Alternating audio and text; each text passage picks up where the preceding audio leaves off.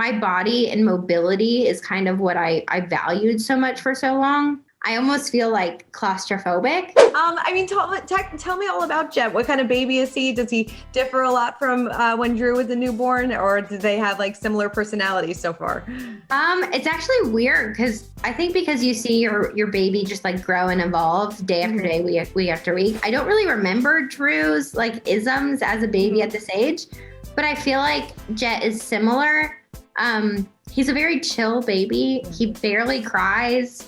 He sleeps so well. Good. He's such a happy baby. I mean, there's nothing I can complain about. I mean, he's just awesome. That's awesome. He's also huge. He is. I was going to say how big is he? He's like almost 16 pounds. Oh my God. Yeah. And how old is he? He's what, 2.5, 3 months? 8.5, 9 weeks. Yeah. Oh my God. Yeah, he's a big guy. What was labor and delivery like then? So long story, I ended in an emergency C-section with my daughter. Yeah, so right. we kind of had to do a C-section this time. So he was a scheduled C-section, but he was 9 pounds and 13 ounces. And he was so tiny. He was really big. My OB was even like, wow, this is a big baby.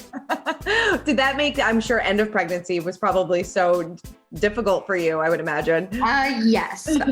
People have asked me like, are you going to go again? And I was like, actually, I could see going through the baby phase again. But right now, I cannot see going through a 10-pound pregnancy again. How big was Drew?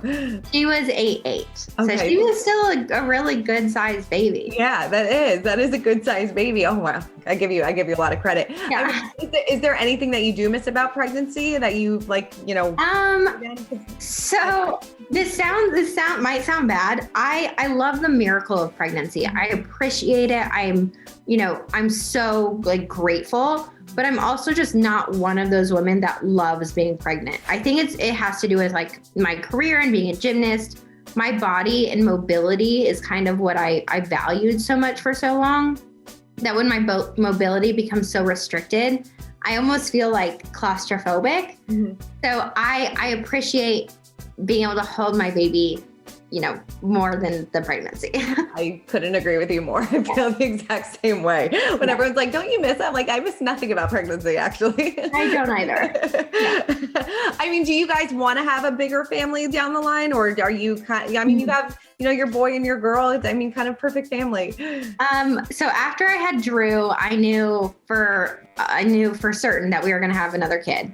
But now that we have a boy and a girl and we have two, I truly don't know. I can't say we're done, and I can't say we're going to have another one.